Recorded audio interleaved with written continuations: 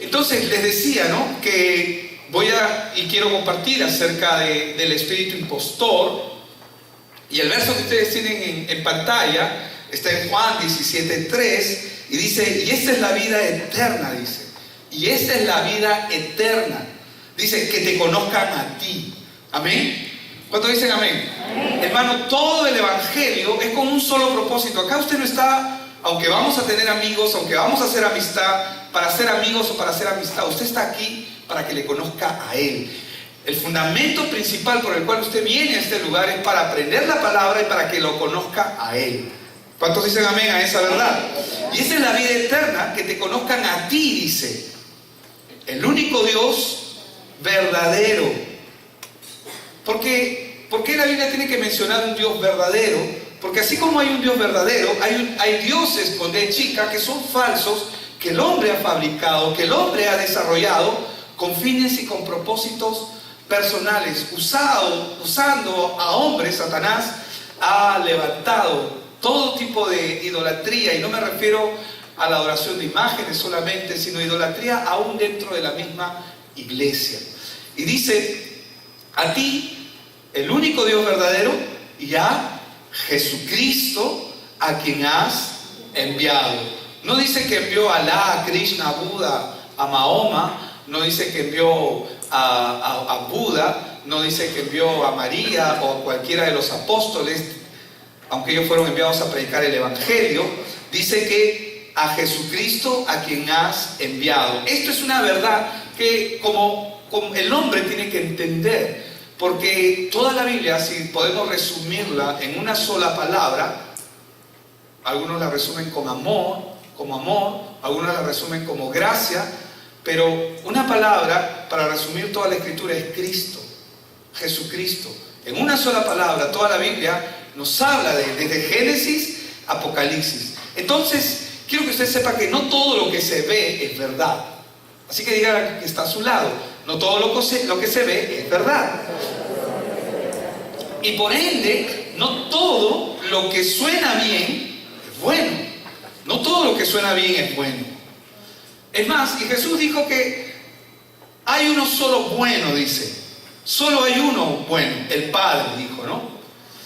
Pero hermanos, Dios, que nos ama tanto su creación, pero ama tanto a sus hijos. Dice que Él no nos ha dejado desamparados, amén, sino que Él envió la provisión perfecta para el hombre, para su pecado, para su miseria, al problema del hombre, al problema de la humanidad, porque Jesús es la única respuesta. Pero ¿cómo se resume esa respuesta? Porque es fácil decir: sí, Jesús es la única respuesta. Como mucha gente podemos haber visto letreros que dicen: Jesús, verdadero amigo fiel, ¿no? Tu único amigo, el amigo fiel que nunca falla. Y cosas como estas que solemos ver, solemos escuchar o leer en algún sitio. Pero hermanos, ¿por qué el Evangelio de Jesucristo? Porque la palabra Evangelio significa buenas noticias. Y el Evangelio no es otra cosa que la respuesta dada por Dios al hombre. El Evangelio es la respuesta dada por Dios al hombre. Entonces, ¿cómo yo pudiera o debiera presentarme ante Dios? Dios ha provisto una única forma en que el hombre puede presentarse ante Dios. Y esa forma es a través de su Hijo Jesucristo. ¿Qué dice Miqueas 6, verso del 6 al 8? Vamos a leerlo juntos. Y respondiendo a la pregunta: ¿cómo es que nosotros debemos presentarnos ante Dios? Y permítanme leerlo en la nueva versión internacional. Dice: ¿cómo podré acercarme al Señor? Dice, y postrarme ante el Dios Altísimo. O sea, ¿cómo podré hacerlo? Él se está haciendo la pregunta, ¿no? ¿Podré presentarme con holocaustos? Es decir, con sacrificios de corderos, de animales. ¿Esa es la forma en que tengo que presentarme ante Dios? Está diciendo.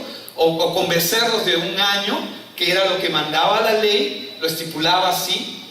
Se complacerá, dice, el Señor con miles de carneros o con 10,000 arroyos de aceite. Porque había muchas formas de que el hombre quería agradar a Dios. Y acá algo muy importante: ¿ofreceré a mi primogénito por mi delito? Habían dioses paganos que demandaban la vida de los hijos. Que si Molón, por ejemplo, dios del fuego, recibía los sacrificios de niños. Y dice, ofreceré a mi primogénito por mi delito, al fruto de mis entrañas por mi pecado. Verso 8 dice, ya se te ha declarado lo que es bueno, ya se te ha dicho lo que de ti espera el Señor. Y si bien es cierto, el Señor va a dar un enunciado aquí, pero hermanos, esta parte es muy importante porque dice, ya se te ha dicho lo que de ti espera el Señor. ¿Qué es lo que espera el Señor de nosotros?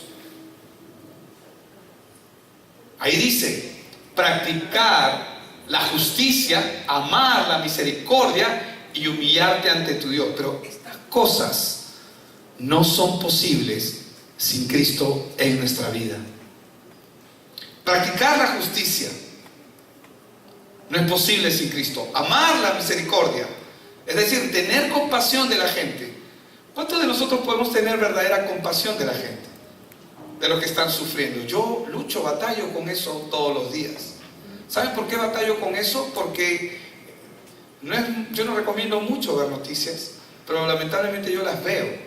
Y cuando veo las noticias veo mucha injusticia. Pero el Señor me dice que tengo que mirar y amar la misericordia para con estas personas que están haciendo mal. Dice, y humillarte ante tu Dios. Esto no es posible sin el Evangelio, sin Cristo. Entonces, ¿por qué es que quiero traer este mensaje? Porque, primero que nada, debemos poder identificar de manera verdadera lo que es verdadero de lo que es falso. Tenemos que aprender a discernir. La palabra discernir viene de un término que significa separar. Discernir, separar lo que es verdadero de lo que es falso. ¿Por qué lo digo? No porque una persona dice que cree en Dios, realmente cree. No porque una persona dice que le sirve a Dios, realmente le sirve. Ojo, no porque una persona dice que ama a Dios, realmente le ama. Es más, mucha gente usa el nombre de Dios en vano. Hablan de Él, pero ¿saben?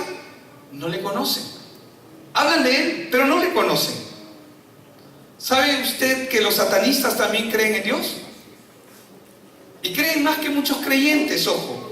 Los budistas creen en Dios, los masones creen en Dios, los musulmanes creen en Dios, y todas las demás religiones que hay en el mundo dicen que creen en Dios, pero la pregunta que haríamos ahí es, ¿en cuál Dios creen?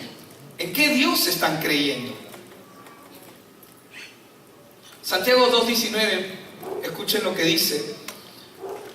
Tú crees que Dios es uno, dice Santiago 2:19. Bien haces. Y mira lo que dice acá. También los demonios creen y tiemblan. Entonces la pregunta es, ¿qué diferencia hay entre una persona que dice que cree en Dios y un demonio? ¿Y por qué los demonios no solamente creen, sino que tiemblan? ¿Por qué tiemblan? Vamos a ver por qué ellos tiemblan. Vamos a Mateo 8:29. Y clamaron diciendo, cuando Jesús se encuentra, está entrando a Gadara, está entrando Dios mismo, Jesús mismo, Dios mismo hecho hombre en Jesús, está entrando a Gadara y se encuentra con un endemoniado de Gadara, el endemoniado de Gadara, que tenía 6,000 demonios dentro. 6,000. Y clamaron estos diciendo, ¿qué tienes con nosotros, Jesús? Le dice, ¿no? ¿Qué tienes con nosotros, Jesús, Hijo de Dios? ¿Has venido acá para atormentarnos? ¿Qué dice al final? Porque ellos van a ser atormentados, ellos van a ir al infierno. Pero ellos le están diciendo, ellos ya conocen su final, ¿o no? Conocen su final, saben su final. Y le dicen, ¿has venido a atormentarnos antes de tiempo? Porque ellos saben que hay un destino final. Ellos saben que hay un destino final. para todos aquellos que están bajo pecado, para aquellos que viven separados de Dios. Judas 1:6, vamos a ver qué nos dice un Judas 1:6 referente a esto. Dice: y a los ángeles que no guardaron su dignidad, dice, sino que abandonaron su propia morada, los ha guardado bajo oscuridad en prisiones eternas para el juicio del gran día. ¿Qué me está diciendo acá la palabra? Que va a haber un juicio, un gran día, y que los ángeles que se rebelaron contra Dios, que no guardaron su dignidad, ellos están ahorita en prisiones de oscuridad para esperando solamente el día del juicio, el gran final. Vamos a ver qué nos dice 2 de Pedro, capítulo 2, verso 4. Y en 2 de Pedro, capítulo 2, verso 4, dice: pero porque si Dios, dice, no perdonó, dice, a los ángeles que pecaron, sino que arrojándolos al infierno, los entregó a prisiones de oscuridad para ser reservados al juicio. Y esto es lo que va a pasar, hermanos. Esto es algo real. Entonces, ¿por qué? Estamos respondiendo la pregunta: ¿por qué los demonios creen y tiemblan? Y el hombre, miren, los demonios creen, y el hombre se da el lujo de decir: yo soy ateo, yo no creo en Dios. Y los demonios no solamente creen, tiemblan porque conocen su final, pero el hombre, en su necedad de pretender saberlo todo, dice para sí mismo: no, yo no creo. Pero ahora estábamos cantando una de las canciones que decía: en los montes, en los valles, recordándome a mí al Salmo 19, donde dice que cada día anuncia al otro día quién es Dios. El firmamento habla de la creación, toda la creación habla de Dios. Y el hombre es necio porque el hombre no lo ve, no se da cuenta.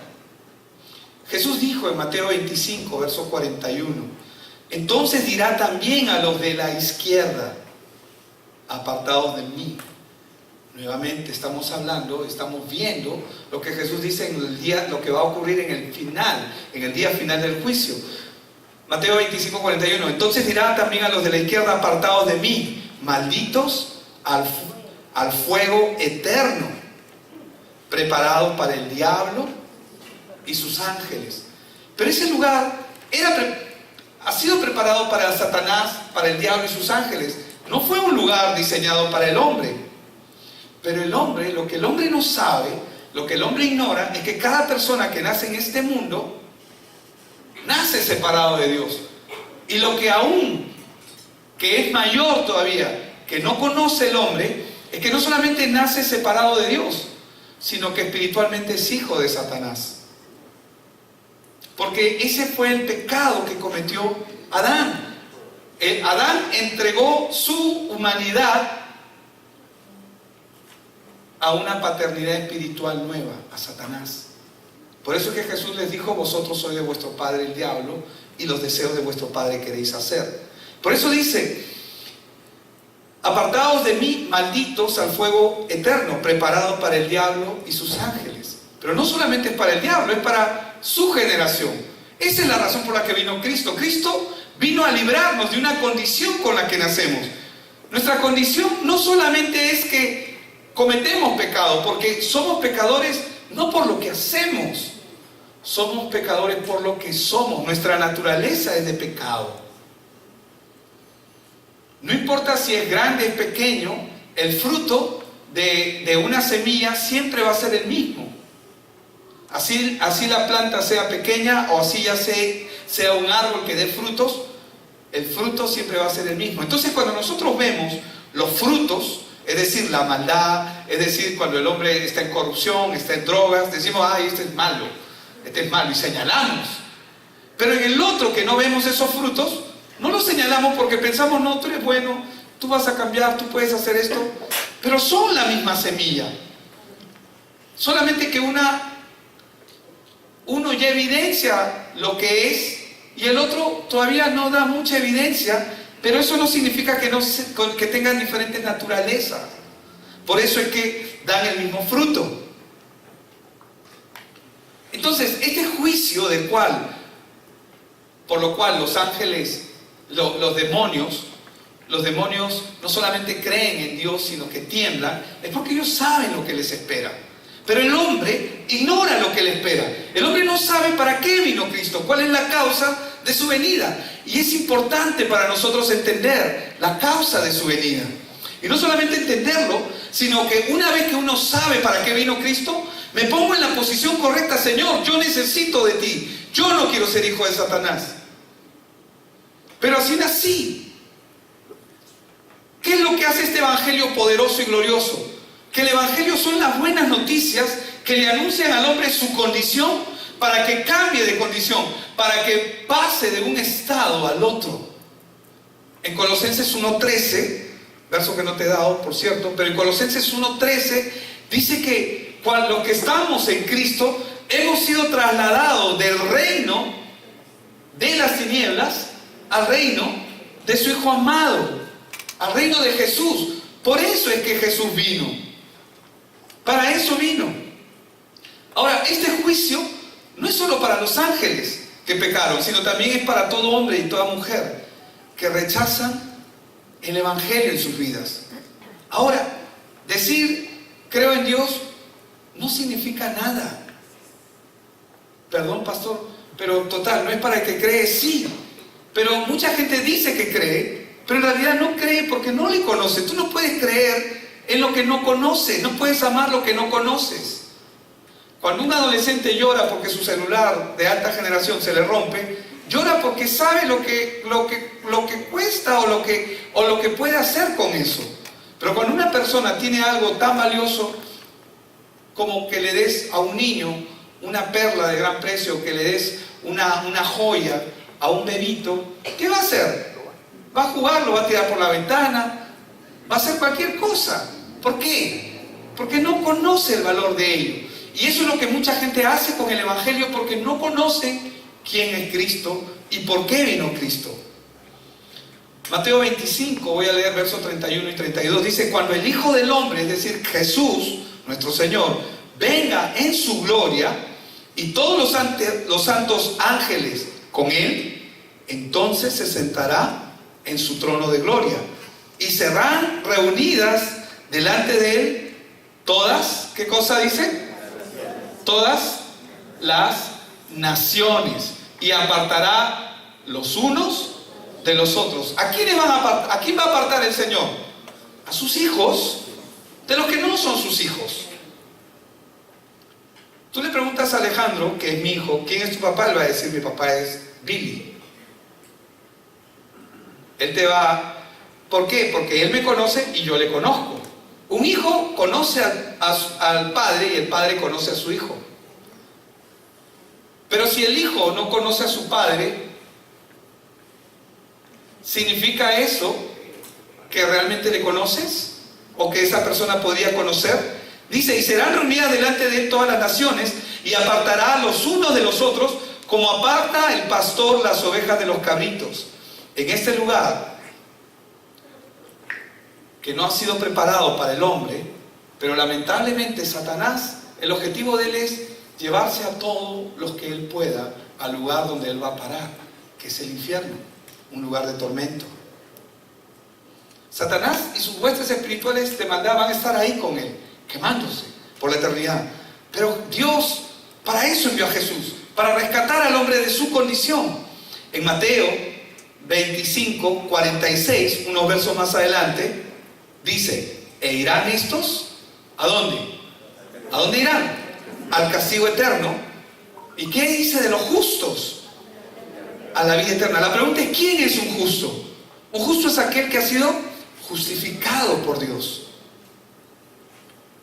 Yo no puedo hacer nada para agradar a Dios, porque todo lo que hay en mí está contaminado. La única gracia que yo he podido recibir en mi vida es que Él se dé a conocer en mi vida, que Él me muestre mi condición para yo poder venir a arrepentimiento, algo que fue provocado por Él, para que yo entienda mi condición y vea mi estado de miseria, para yo poder recurrir a Él y decirle: Señor, perdóname, te necesito, yo no sabía. La Biblia dice que solo los justos serán salvos. Solo los justos serán salvos. Todo hombre, escúchame bien, todo hombre que rechaza al Salvador será condenado. Ay, pero pastor, hay que estar loco, ¿quién va a rechazar a Cristo? Y hay mucha gente que piensa que porque dice yo soy cristiano, o que dice yo creo en Dios, creen que creen, pero ¿en quién están creyendo? ¿Cuántas religiones hay en el mundo que profesan a un mismo Dios?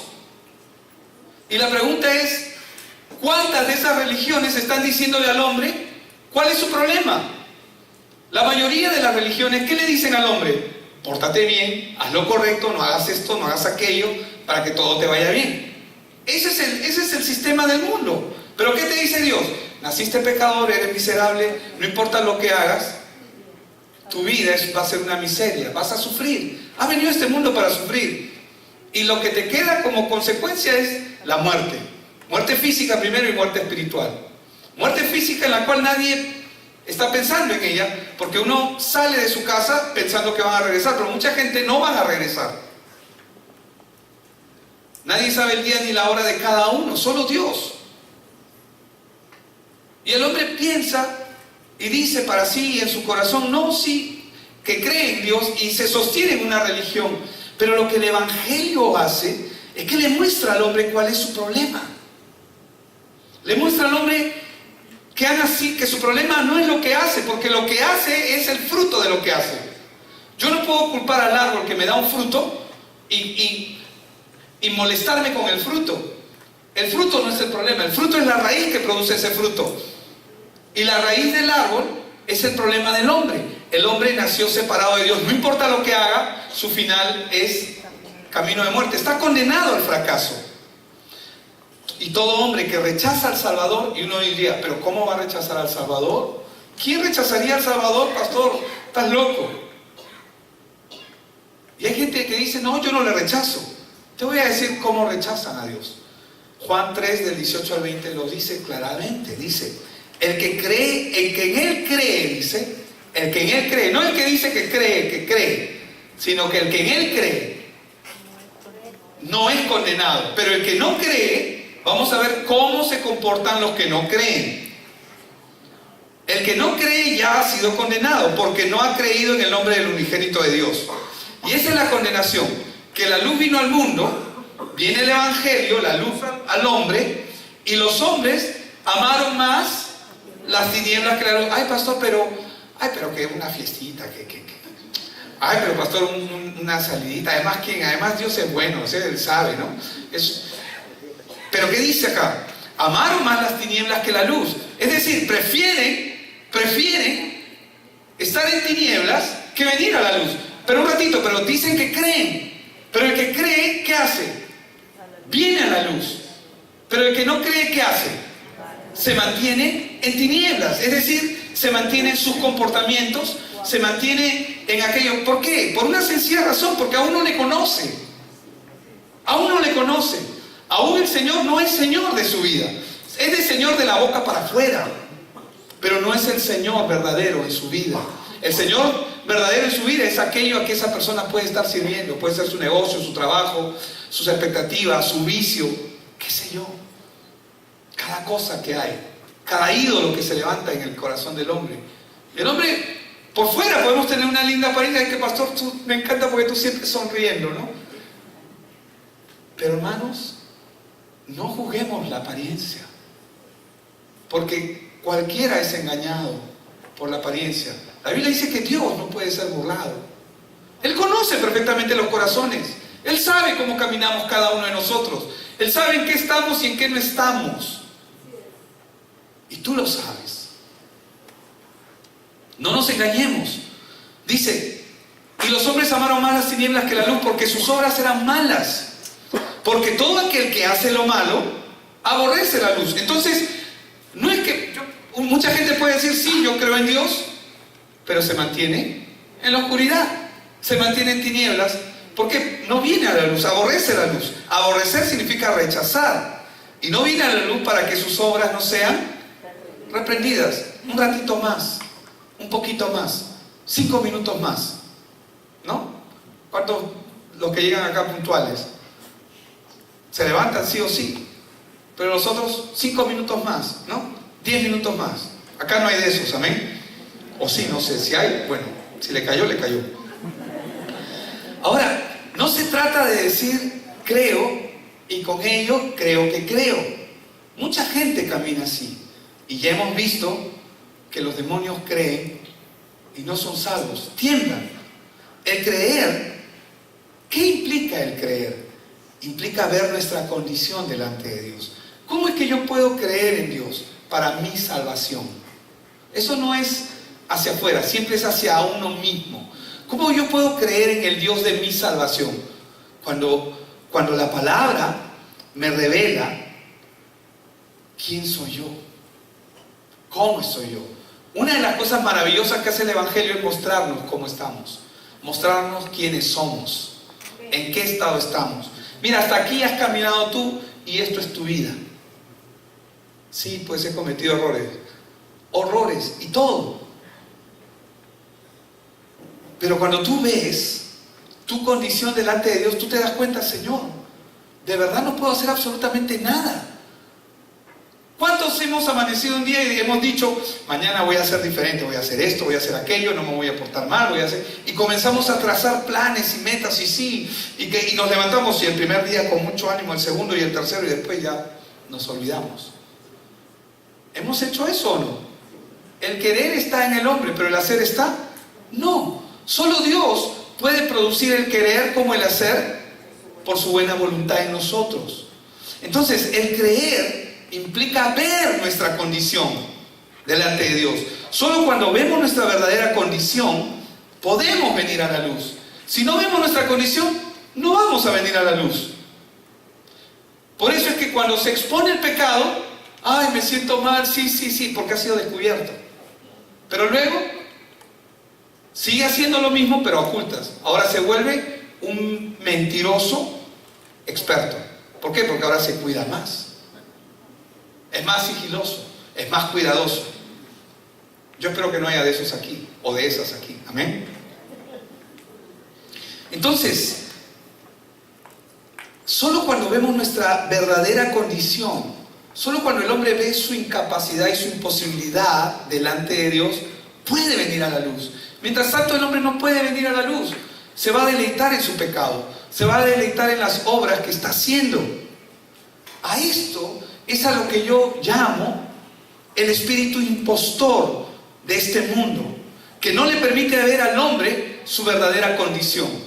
Porque el mensaje se llama el espíritu impostor. ¿Por qué es un espíritu impostor? Porque no le permite ver al hombre su verdadera condición de miseria. Porque en el mundo, el hombre siempre va a haber opciones, siempre va a haber posibilidades.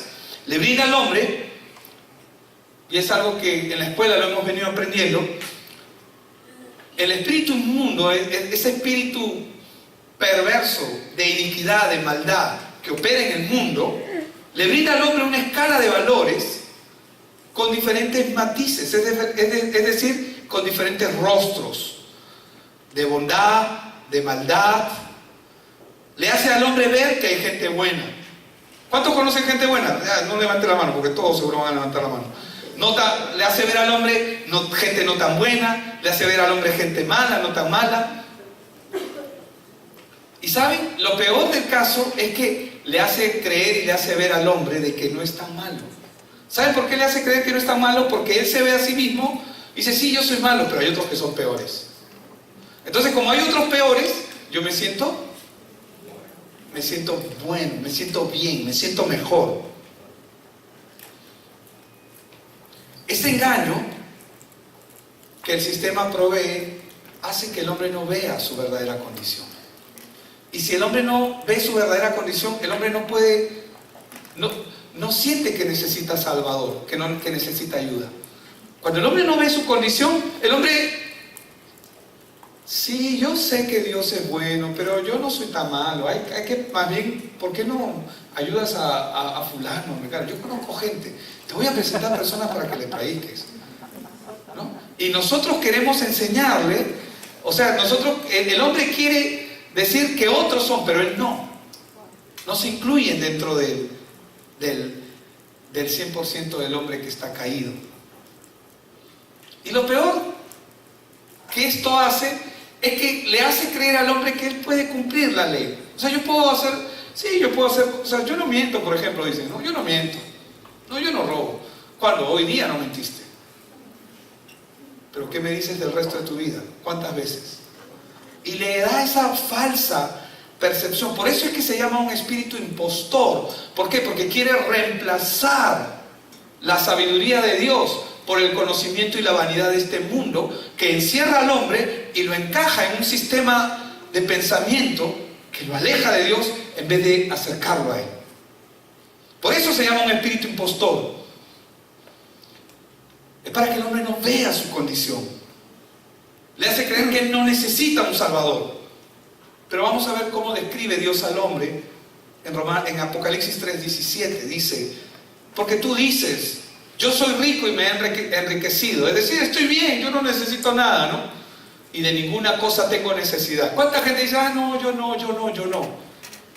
Y no sabes, y lo dice el Señor, y no sabes que tú eres un desventurado, miserable, pobre, ciego y desnudo. Esa es la condición. Esa es la condición del hombre. Se apagó. El diablo no quiere porque escucha. Pobre, miserable, desventurado, ciego, desnudo. Amén.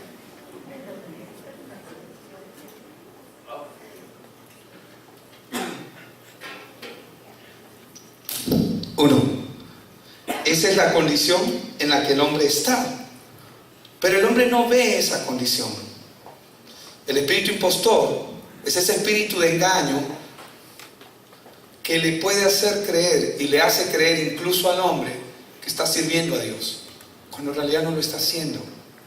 Y voy a ser muy cuidadoso con lo que voy a decir, porque el hombre por lo general busca servirse a sí mismo. Cuando buscamos a un Dios, buscamos un Dios que nos sirva a nosotros. No buscamos un Dios para servirle. Buscamos a un Dios, Señor, ¿qué tienes para mí hoy día? ¿Qué puedes hacer por mí hoy día?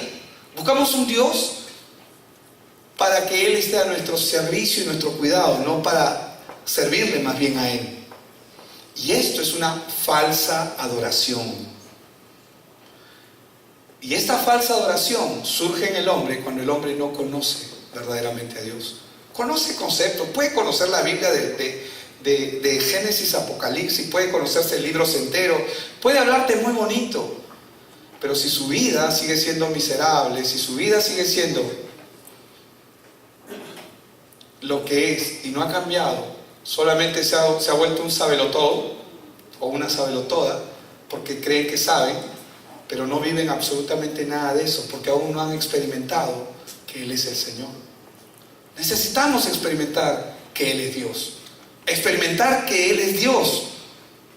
Entonces eso se convierte en una falsa adoración que surge cuando el hombre no conoce a Dios.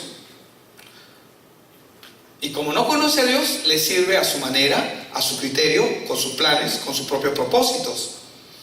Este espíritu impostor, hermanos, es muy peligroso porque se infiltra, y escúcheme lo que le voy a decir, se infiltra como lo hace la cizaña en medio del trigo. La cizaña se infiltra en medio del trigo y la imita.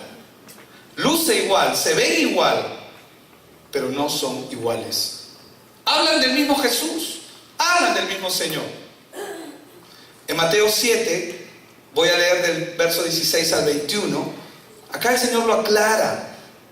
El Señor mismo, el Señor Jesús, y lo voy a leer en la versión internacional. Dice, por sus frutos, dice, por sus frutos lo conocerán. ¿Acaso se recoge uvas de los espinos? Usted sabe qué son los espinos, ¿verdad? La característica de los espinos y de los cardos es que ambas son espinosas. Cuando tú te acercas al espino, te puedes incrustar una espina en la mano, te va a hacer daño. ¿Acaso se recogen uvas de los espinos? ¿O higos de los cardos? ¿Se recogen acaso eso? Del mismo modo, todo árbol bueno da fruto bueno, pero el árbol malo da fruto malo. El árbol malo es el hombre, hermanos. El árbol bueno es Cristo. Un árbol bueno no puede dar frutos malos. Y el árbol malo no puede dar fruto bueno. Todo árbol que no da buen fruto se corta y se arroja al fuego. Así que por sus frutos, ¿qué dice? Los conocerán. Y noten el verso que continúa, el 21. Dice, no todo, y acá lo aclara nuevamente, no todo el que me dice Señor, Señor, entrará en el reino de los cielos, sino solo el que hace la voluntad de mi Padre que está en el cielo. ¿Y cuál es la voluntad del Padre? Seguro mucha gente piensa, ay, que tienes que portarte bien. La voluntad del Padre es que seas bueno. No. La voluntad del Padre es que veas a Jesús y que vengas a Él. Que vengas a Él. Que reconozcas tu condición de miseria delante de Él y vengas, acudas a Él. ¿Tienes un problema y llevas años con ese mismo problema? No me importa. Y no importa si tienes muchos años viniendo a la iglesia. Si tienes el mismo problema, tú aún no has venido a Cristo y le has entregado esa área. Él no es el Señor aún. Los frutos evidencian sobre qué está plantada una persona, incluso una iglesia.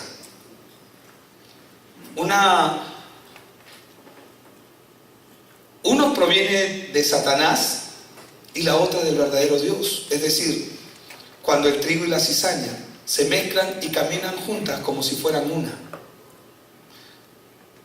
Y saben, esto no es algo de este tiempo. Yo quiero que usted sepa que la sinagoga de Satanás, es decir, ¿qué es la sinagoga de Satanás?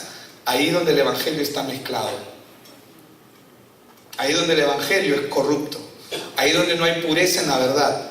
Y eso lo dice Apocalipsis, pero no vamos a ir ahí ahora, sino quiero que vean ustedes dónde empezó todo esto, para que usted mismo juzgue y evalúe conforme a la palabra, no a usted, sino conforme a la palabra. En Éxodo 32, voy a leer versos del 1 al 6, lo voy a leer también en la versión internacional. Dice lo siguiente: al ver los israelitas, ¿qué había pasado? Que Dios había enviado, ¿a quién había enviado? A Moisés. Moisés estaba esperando delante de Dios las tablas, es decir, las instrucciones que Dios tenía para su pueblo. Y estaba delante de él. Y le dijo al pueblo, no hagan nada, no levanten sacrificio, no hagan nada hasta que yo regrese. Eso fue lo que hizo Moisés. Moisés iba a regresar. Pero al ver los israelitas que Moisés tardaba en bajar del monte, fueron a reunirse con Aarón y le dijeron, ¿quiénes se reunieron? ¿Quiénes? El pueblo, pero el pueblo que está combinado con gente que había corrupta y de corazón. Dice, miren, observen y escuchen lo que dice la palabra. Tienes que hacernos dioses que marchen al frente de nosotros. Un ratito, ¿qué? Porque a ese Moisés que nos sacó de Egipto, no sabemos qué pudo haberle pasado. ¿Qué es lo que está ocurriendo acá? En primer lugar, el hombre no es paciente en esperar la voluntad de Dios. ¿Queremos que Dios haga su voluntad? ¿Y cuántos impacientes hay aquí? Yo levanto mi mano también. Impacientes, queremos que Dios haga ya, como sea, Señor, haz. Pero uno hay que esperar. Porque cuando el hombre no espera, el diablo siempre aprovecha eso. Escúcheme, Satanás siempre va a aprovechar eso para reemplazar a Dios con una buena propuesta. Buena, no es mala, es una buena propuesta, es una buena alternativa. Parece buena, se escucha bien, pero es de Satanás. Aarón pudo haberlos detenido, hermanos. Aarón estuvo cara a cara con Dios como lo estuvo Moisés. Si tú lees Éxodo, tú te vas a dar cuenta de la maravilla que Dios comenzó a hacer en esta dupla, pero había algo en el corazón de Aarón, que ahora no lo voy a mostrar todo, pero Aarón pudo haberlos detenido. Él pudo haber hecho, ¿qué pasa con ustedes? Vuelva a su sitio. Tenemos que esperar a Moisés. Y punto, se acababa la cosa, ¿no? Se terminó ahí el asunto. Toda rebeldía, toda rebelión, cualquier cosa se acababa en una. ¿O no era así? pero que había en el corazón de él. Aarón dice, les respondió. Estoy leyendo versión internacional. Quítenle a sus mujeres los aretes de oro y también a sus hijos e hijas. ¿Y qué dice? Tráiganmelo. ¿Qué está haciendo Aarón? ¿Qué está haciendo Aarón? Aarón mandó a traer el oro que iba a usar. Ojo, porque ellos que le habían dicho, y reemplacemos con dioses a Dios. Ellos querían reemplazar a Dios con dioses. ¿Pero qué es un Dios para el hombre? Es cualquier cosa que reemplaza a Dios. Cuando tomamos una decisión premeditada o apresurada, cuando Dios no nos ha mandado a hacer algo, estamos reemplazando a Dios. Y Él comienza a reemplazar y manda a traer, y dice en el verso 3, todos los israelitas se quitaron los aretes de oro que llevaban puestos y se los llevaron a Aarón. Ojo con lo que quiero que ustedes vean. Hermanos, Aarón, él no solamente está reemplazando a Dios acá, él mismo se estaba poniendo como el nuevo intermediario entre estos dioses que él iba a fabricar y el pueblo. ¿Qué estaba anhelando él? Una posición. Una posición. ¿Qué estaba anhelando él en su corazón? Él estaba anhelando la posición de Moisés. Si algo es de Dios, que Dios lo levante, si no, Dios lo va a derribar y punto. Dios quita, Dios pone, Dios es el que hace y deshace. Pero noten cómo Él está actuando aquí. Él se está poniendo como intermediario, porque primero va a reemplazar a Dios y segundo va a reemplazar a Moisés, porque Él se convierte en el nuevo líder, porque Moisés estaba tardando. Oye, pero lo que yo no puedo entender es que si Aarón estuvo delante de Dios, delante cuando estuvo Moisés, y vio hacer lo que hizo, ¿por qué había esto en su corazón? Porque el corazón del hombre es corrupto, es engañoso, es perverso. ¿Saben de quién tenemos que cuidarnos con más fuerza? No es con el que está a tu lado, no es con tu esposa, de ti mismo. Por eso es que cuando Pablo le habla a Timoteo, cuídate de ti mismo y de la doctrina, de la enseñanza, de la palabra, lo que vas a dar. Cuídate de lo que estás diciendo. Verso 4. Quien los recibió, ¿qué hizo Aarón? Recibió y lo fundió. Luego cinceló el oro fundido e hizo un ídolo en forma de becerro. Porque ellos llevaban sacrificios, pero eran becerros vivos que reemplazaban, que cubrían el pecado del hombre. Entonces exclamó el pueblo, Israel. En otra versión dice que él pregonó al pueblo, pero dice, Israel, aquí tienes a tus dioses. ¿Qué dice? ¿Qué dice? Aquí tienes a tus dioses. ¿Qué dice? Léalo pues. ¿Qué dice? Que te sacaron de Egipto. Un ratito, ¿quién sacó al pueblo de Israel de Egipto? Dios. Adonai, el Señor. Jesús. Dios. Él lo sacó de Israel. Lo sacó de Egipto a Israel. Pero ¿qué dice? Israel, aquí están tus dioses que te sacaron de Egipto. ¿Qué está haciendo? ¿Qué está haciendo? Está reemplazando a Dios. Está reemplazando a Dios. Verso 5. Cuando Aarón vio esto, ¿qué vio Aarón? La multitud. Y él se comenzó a ver como líder. Hombre sin entendimiento, que no conoce a Dios. Y él se deja llevar por la multitud, porque eso lo comienza a abrazar. Como el pecado. Cuando ¿qué dice Santiago? Que ninguno diga que es tentado de parte de Dios, sino que cada uno es tentado cuando de su propia concupiscencia es atraído y seducido. ¿Qué lo sedujo a él? ¿Qué lo comienza a seducir? ¿Qué lo seduce? La gente, el poder, la autoridad, la palestra. No sé cómo llamarlo. Cuando Aarón vio esto, construyó un altar enfrente del becerro y anunció. Miren, escuchen lo que dijo. Mañana haremos fiesta en honor a Adonai, dice en el original, al Señor. Mañana haremos fiesta en honor al Señor. Un ratito. ¿Fiesta? ¿En honor al Señor? ¿Al Señor están levantando esa fiesta? ¿Ese sacrificio? ¿A quién lo están haciendo? A Satanás, a los demonios. Pero sin embargo, él estaba pregonando que esos dioses eran Dios. Ellos simplemente debían haber esperado las instrucciones de Dios, pero ¿saben por qué no las esperaron? Por el corazón del hombre. El corazón del hombre siempre es del que hay que tener mayor cuidado, porque es corrupto, es perverso.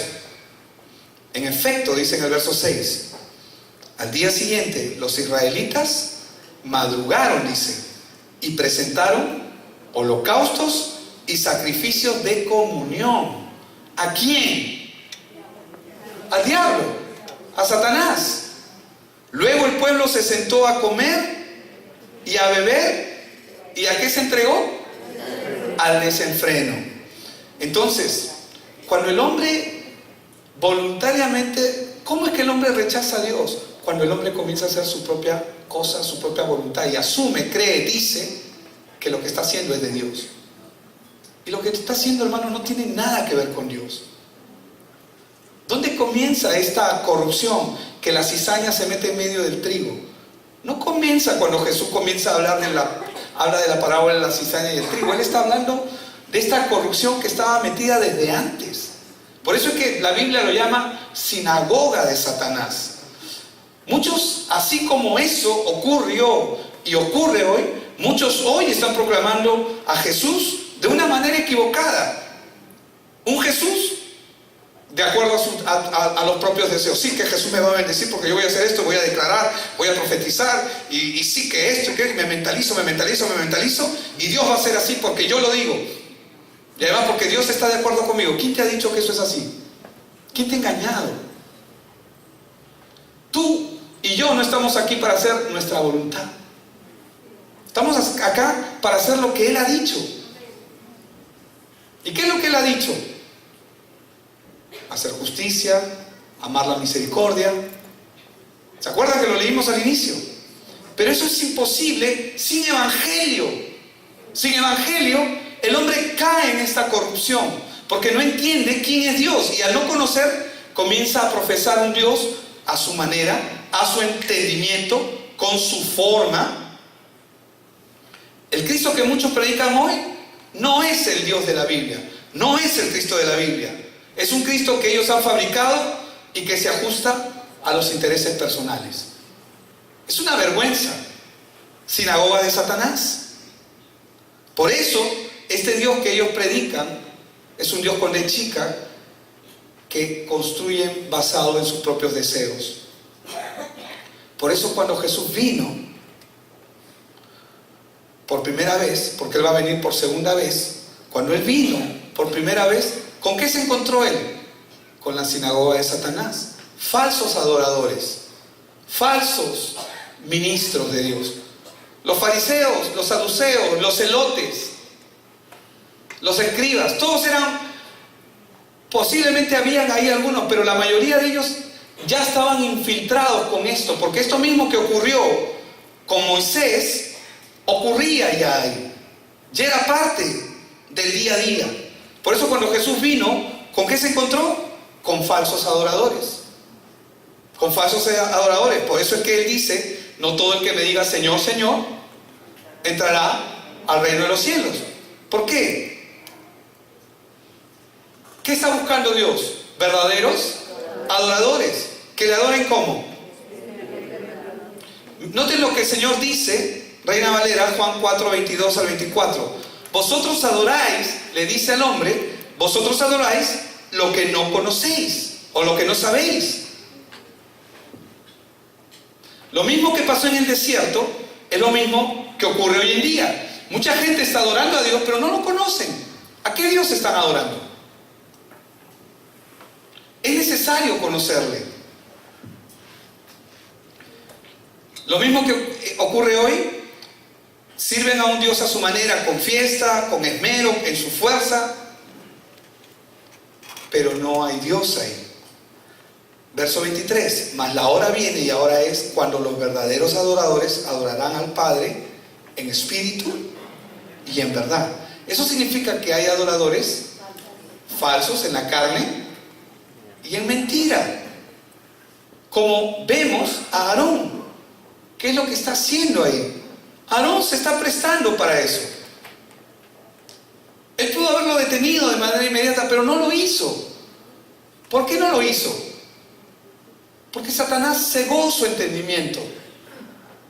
A pesar de que veía las obras de Dios, él no estaba sirviendo a Dios, él estaba sirviendo su propio vientre, como dice el apóstol Pablo, sus propios intereses, su propia cosa. Por eso en este verso no te he dado, que está en Hechos capítulo 7, versos 42 y 43, cuando tú ves a Esteban, cuando Esteban está delante, lo quieren apedrear, ¿saben lo que él hace? Él evidencia la falsedad de ellos.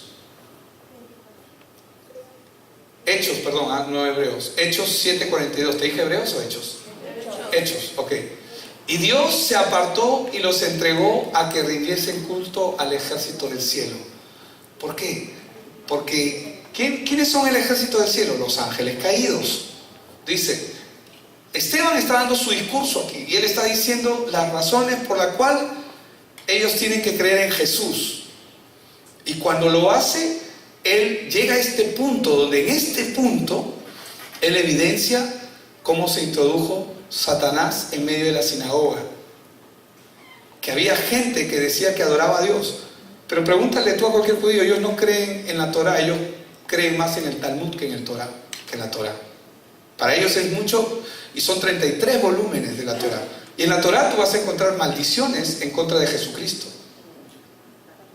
En el Talmud. Dice, y Dios se apartó y los entregó a que rindiesen culto al ejército del cielo, como está escrito en el libro de los profetas. ¿Acaso? Y miren lo que está diciendo, recordando lo que acabamos de leer en Éxodo 32. ¿Acaso me ofrecisteis víctimas y sacrificios en el desierto por 40 años, casa de Israel? Verso 43. Antes bien, llevasteis el tabernáculo de Moloc y la estrella de vuestro dios Renfán, figuras que os hicisteis para adorarlas. Os transportaré pues más allá de Babilonia. ¿Qué está diciendo acá el Señor? Que ellos eran unos idólatras. Por eso, hermanos, es tan importante que nosotros podamos entender quién es Cristo. Conocer a Cristo, no de palabras, sino verdaderamente en la intimidad de nuestra vida. Porque la evidencia de quién es Cristo se debe mostrar en nuestra vida. Como decía el apóstol Pablo, yo no pretendo haberlo alcanzado, yo menos. Yo creo que estoy menos de la zapatilla, menos de 1 milímetro de la zapatilla de Pablo. Pero necesitamos conocerle, necesitamos caminar en verdad, necesitamos que este evangelio sea real en nosotros. Acá no se trata de cuánto sabes, cuánto conoces. Eso no determina quién eres. Porque hay mucha gente que dice que sabe y que conoce, pero sus vidas siguen siendo miseria. Acá el evangelio se va a determinar por quién eres en Cristo Jesús. Dice que Él conoce a los suyos y los suyos le conocen. Amén. Vamos a orar.